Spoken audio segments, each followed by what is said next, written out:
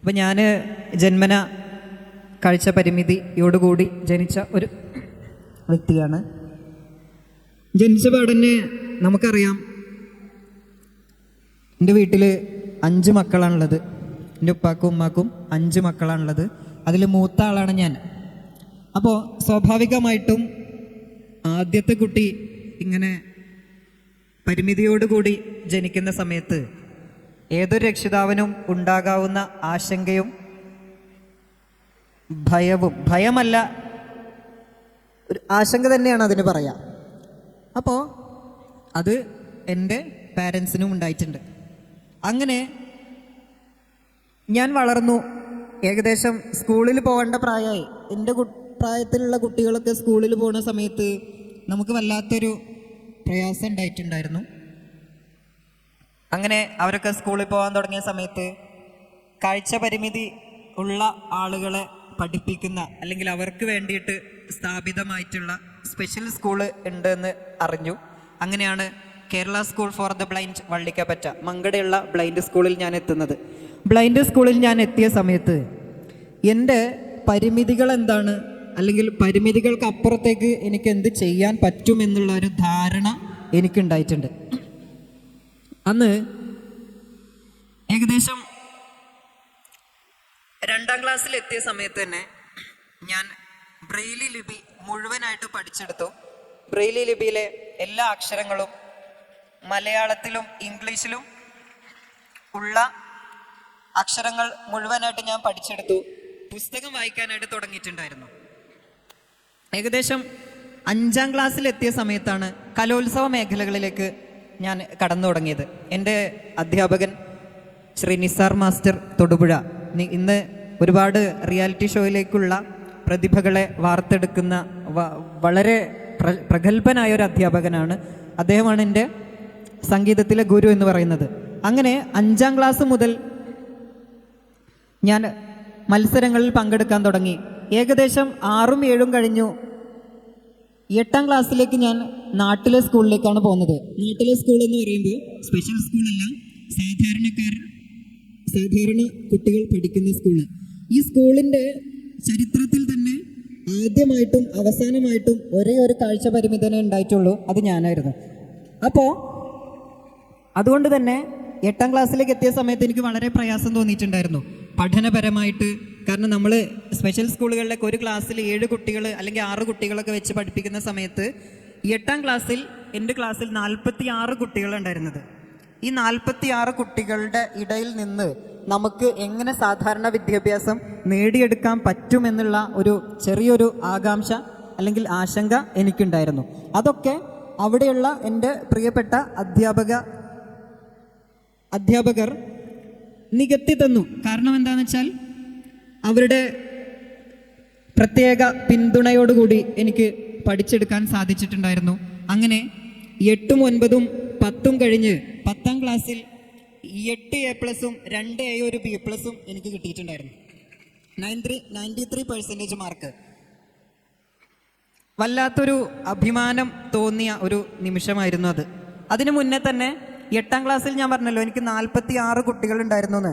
ഈ 46 കുട്ടികളെയും ഗൈഡ് ചെയ്യാനുള്ള ഒരു അവസരവും എനിക്കുണ്ടായിട്ടുണ്ടായിരുന്നു.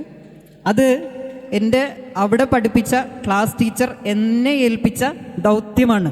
അപ്പോൾ ഇവിടെ നമ്മൾ മനസ്സിലാക്കേണ്ട ഒരു കാര്യം, കാഴ്ച പരിമിതി മീൻസ് ബ്ലൈൻഡ് ആണ് എന്ന് വിചാരിച്ചിട്ട് ഒരവസരവും നമുക്ക് തഴയപ്പെടുന്നില്ല എന്നുള്ളൊരു യാഥാർത്ഥ്യം നമ്മളിവിടെ മനസ്സിലാക്കേണ്ടതുണ്ട്. ആ ടീച്ചർ ഒരു പക്ഷേ ഒരു കാര്യം ചെയ്യാൻ പറഞ്ഞു കഴിഞ്ഞാൽ, അല്ലെങ്കിൽ ക്ലാസ്സിൽ നടന്ന ഒരു സംഭവം ഞാൻ ഓർക്കുകയാണ്. ചുരുക്കി പറയാം, ക്ലാസ്സിൽ സംസാരിക്കുന്ന കുട്ടികൾക്ക് വീണ്ടും സംസാരിക്കാതിരിക്കാൻ വേണ്ടിയിട്ട് ഫൈൻ അടക്കുന്ന പരിപാടി ഉണ്ടായിരുന്നു.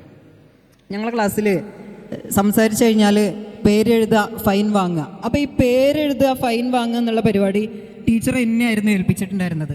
സ്വാഭാവികമായിട്ടും കേൾക്കുന്ന ആളുകൾക്ക് അതൊരു അത്ഭുതം തോന്നും. കാരണം എനിക്കെങ്ങനെയാണ് കുട്ടികൾ സംസാരിക്കുന്നത് മനസ്സിലാവുക, കുട്ടികൾ എന്ത് കളിച്ചാലും ഞാൻ എങ്ങനെ അറിയാമെന്നുള്ള ഒരു സംശയം നമുക്കുണ്ടാവും.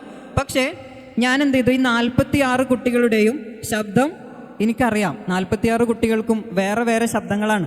അപ്പം അത് തിരിച്ചറിഞ്ഞുകൊണ്ട് അവരുടെ ശബ്ദവും സംസാരവും കൃത്യമായി നോട്ടീസ് ചെയ്തുകൊണ്ട് ഞാൻ അവരുടെ കയ്യിൽ നിന്ന് കൃത്യമായ രീതിയിൽ ഫൈൻ കളക്ട് ചെയ്യുകയും ആ വർഷത്തിൻ്റെ അവസാനത്തിൽ 8ാം ക്ലാസ് ഞങ്ങൾ അവസാനിക്കുന്ന സമയത്ത് ആ പൈസ അവർ പിരിച്ചെടുത്ത 10ൻ്റെയും 20ൻ്റെയൊക്കെ നോട്ടുകളെ ഞാൻ ഒരു കെട്ടാക്കി റബ്ബർ ബാൻഡൊക്കെ ചെയ്ത് ടീച്ചറെ കയ്യിൽ ഇങ്ങനെ ഏൽപ്പിക്കുന്ന സമയത്ത് നമുക്കൊരു പ്രത്യേക സന്തോഷമാണ്. കാരണം നമ്മളൊരു കാര്യം ചെയ്ത് പൂർത്തിയാക്കിയ ഒരു പ്രത്യേക ഉന്മേഷമായിരുന്നു ഉണ്ടായിരുന്നത്. അപ്പം അങ്ങനെ അത് കഴിഞ്ഞ് 10ാം ക്ലാസ് ഞാൻ പഠിച്ചു, ഉന്നത മാർക്കോട് കൂടി പാസ്സായി. +1 +2 അവിടെ തന്നെ പഠിച്ചു, ഹ്യൂമാനിറ്റീസ് എടുത്ത് പഠിച്ചു. പിന്നെ ഡിഗ്രി ഫറൂഖ് കോളേജിൽ BA മലയാളം പഠിച്ചു. ഫറൂഖ് കോളേജിൽ BA മലയാളം പഠിച്ചുകൊണ്ടിരിക്കുന്ന സമയത്ത് തന്നെയാണ് ഫറൂഖ് കോളേജിലെ most popular singer of the ക്യാമ്പസിനുള്ള അവാർഡ് 2019 എനിക്ക് വന്നത്. സോ ഞാൻ ചുരുക്കുകയാണ്, അധികം പറയുന്നില്ല. അപ്പം അങ്ങനെ ഫറൂഖ് കോളേജിൽ പഠിക്കുന്ന സമയത്ത് രണ്ടാമതൊരു സർപ്രൈസും കൂടെ എൻ്റെ ജീവിതത്തിൽ വന്നെത്തി. അതാണ് ഫ്ലവേഴ്സ് TVയിലെ കോമഡി ഉത്സവം എന്ന വലിയൊരു ഫ്ലോറിൽ എത്തിപ്പെടാൻ സാധിച്ചു. അതിന് എന്നെ പ്രാപ്തനാക്കിയത് എൻ്റെ അധ്യാപകനും അതോടൊപ്പം ഫറൂഖ് കോളേജിലെ ഞാൻ നാളിതുവരെ പഠിച്ചു വന്ന സ്ഥാപനങ്ങളിലൊക്കെ അധ്യാപകരുടെ സേവനവും സപ്പോർട്ടും കൊണ്ടാണ്. പിന്നെ ഒരു കാര്യം എനിക്ക് ഏറ്റവും അഭിമാനത്തോടു കൂടി പറയാൻ പറ്റും, ഈ കാലിഫ് സ്കൂളിൽ പഠിച്ച ബിലാൽ എന്ന് പറയുന്ന സുഹൃത്താണ് കോമഡി ഉത്സവത്തിൻ്റെ ആ ഒരു വേദിയിലേക്ക് എന്നെ എത്താൻ കാരണക്കാരനായിട്ടുള്ളത്. അപ്പോൾ ബിലാൽ നമ്മുടെ ഈ പ്രോഗ്രാമിൻ്റെ വീഡിയോ കണ്ടിട്ട് എനിക്ക് മെസ്സേജ് അയച്ചിട്ടുണ്ടായിരുന്നു, ഉഷാറാക്കണം എന്നൊക്കെ പറഞ്ഞിട്ട് ആശംസയൊക്കെ പറഞ്ഞിട്ടുണ്ട്. ഓക്കെ, അപ്പോൾ അങ്ങനെ ഞാൻ ഇന്ന് Calicut university teacher education centre മഞ്ചേരിയിലെ B.Ed 2ാം വർഷ വിദ്യാർത്ഥിയാണ്. കൂടാത്തതിന് ഞാൻ പഠിച്ച 8 മുതൽ +2 വരെ പഠിച്ച അടക്കാക്കുണ്ട് ക്രസൻറ്റ് ഹയർ സെക്കൻഡറി സ്കൂളിലെ ഹൈസ്കൂൾ മലയാള അധ്യാപകനും കൂടിയാണ്. അവിടെ ട്രെയിനിങ് ചെയ്യുകയാണ്. അപ്പോൾ ഇതാണ് എൻ്റെ ഒരു ജീവിതം എന്ന് പറയുന്നത്. ഇതിൽ നിന്ന് എന്താണ് എനിക്ക് നൽകാനുള്ളൊരു മെസ്സേജ് എന്ന് പറഞ്ഞാൽ, നമ്മുടെ കാഴ്ച പരിമിതി ഒന്നിനും ഒരു പ്രശ്നമല്ല എന്നുള്ളതാണ്. നമ്മൾ ഒരു സാധ്യത, ഒരു കാര്യം ചെയ്യാൻ വേണ്ടിയിട്ട് നമ്മൾ ഉപയോഗിക്കുന്ന രീതികളിലാണ് മാറ്റം വരുത്തേണ്ടത്. ഇപ്പം നേരത്തെ ജയ്സൽ സാറ് പറഞ്ഞ പോലെ തന്നെ, അതുപോലെ ഹബീബ് സാറൊക്കെ പറഞ്ഞ പോലെ തന്നെ, നമ്മുടെ കാഴ്ച പരിമിതി എന്നുള്ളത് ഒരു പരിമിതിയല്ല, അതൊരു വെല്ലുവിളിയായിട്ട് ഏറ്റെടുക്കുമ്പോഴാണ് എന്താവുക, നമ്മളതിനെ സർവൈവ് ചെയ്ത് പോരാൻ പറ്റുള്ളൂ. അപ്പം ഇതാണ് എനിക്ക് പറയാനുള്ളത്. അപ്പോൾ കാഴ്ച പരിമിതിയുള്ള ആളുകളെ സംബന്ധിച്ചിടത്തോളം സിമ്പതിയല്ല, എമ്പതിയുമല്ല, അവർക്ക് റൈറ്റ് ബേസ്ഡ് അവകാശാധിഷ്ഠിതമായിട്ട് ഇടപെടാനുള്ള സ്പേസാണ് കൊടുക്കേണ്ടത്. അതോടൊപ്പം തന്നെ അവരോടുള്ള ഒരു മനോഭാവത്തിലും നമ്മൾ മാറ്റം വരുത്തേണ്ടതുണ്ട് എന്ന് മാത്രം പറഞ്ഞുകൊണ്ട് ഞാൻ അവസാനിപ്പിക്കുകയാണ്.